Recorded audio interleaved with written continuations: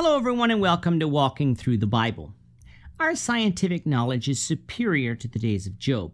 It's not because those people were dumber than us, for they were not. In fact, we have used their knowledge and built upon it to discover even more. It's just that they don't have the instruments we have, made by the discoveries and knowledge of the recent past. But even with our vast wealth of knowledge, we do not know everything, nor will we ever know everything. God is reproving Job by asking him a series of impossible questions for Job to answer, in order to get Job to realize that when it comes to the actions and allowances of God, Job was in no position to stand in judgment of or speak for God. If God appeared to anyone today, he would ask similar questions, but there might be others he would pose that would accomplish the same purpose. Let's find out how God continues to reprove Job by continuing on in Job chapter 38. So if you have a Bible with you, turn to Job 38. We're going to be reading from verses 22 to 30. If you don't have a Bible, don't worry. Just follow along with us on the screen. The version that we'll be reading from is the New King James Version. So Job chapter 38, beginning at verse 22. Have you entered the treasury of snow, or have you seen the treasury of hail, which I have reserved for the time of trouble, for the day of battle and war?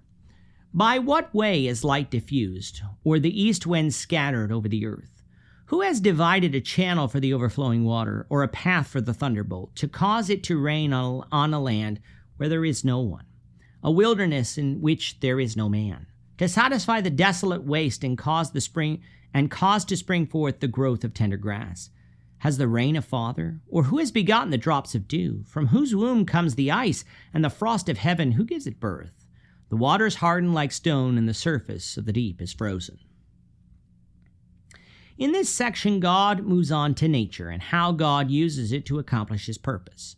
God asked Job if he has entered the treasury of the snow or the treasury of the hail, which God reserves for the time of trouble or the day of battle and war. We recognize that there are places on this earth that are constantly covered in snow and ice. Sometimes those treasuries grow and sometimes they shrink, and when they do, our weather and climate can be altered. But God can use all of these things to punish mankind.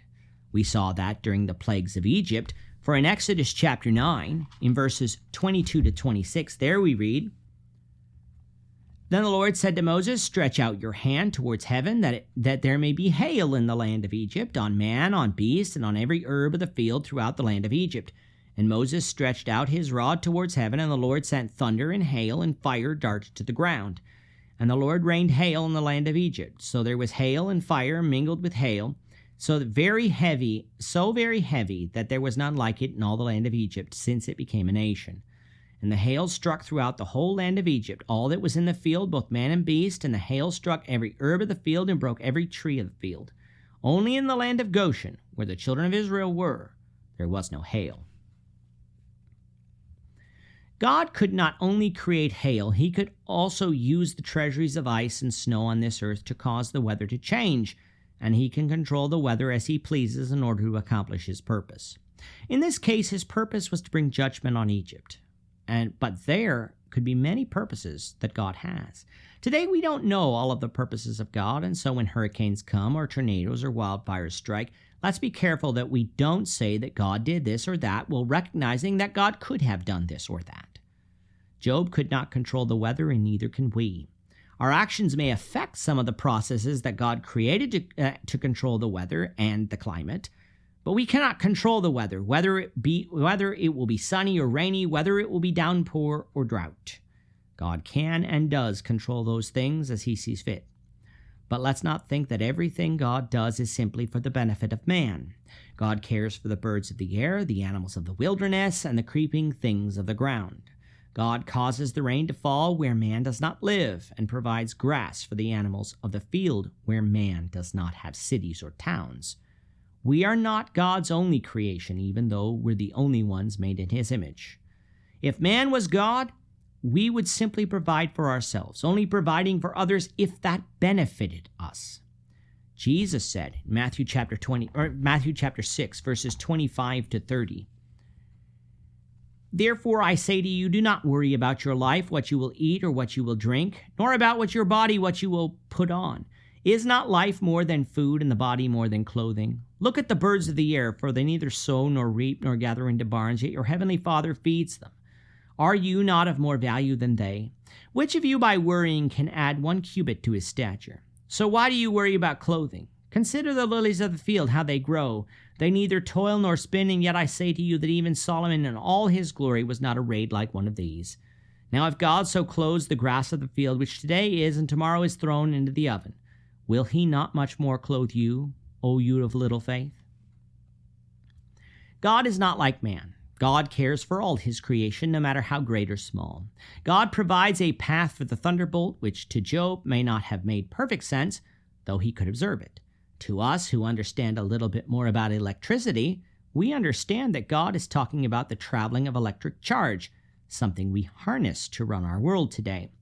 God makes channels for the water in order that all of his creation has the ability to have water, a reference to the natural processes of erosion that God helped bring about.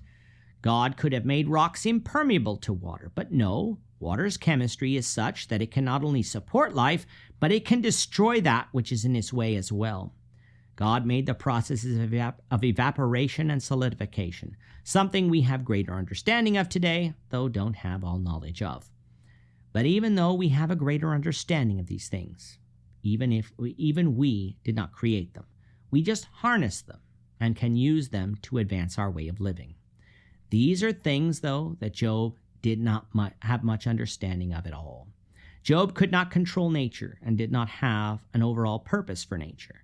So who is Job to question the actions and allowances of God? We'll conclude chapter 38, the Lord willing, in the next lesson. With that, our time is up for today. The Lord willing, we hope you'll join us for tomorrow's discussion of Job chapter 38, verses 31 to 41, as we continue our walk through the Bible, one verse at a time. We thank you for watching Walking Through the Bible today. If you have any questions or comments, you can leave them below.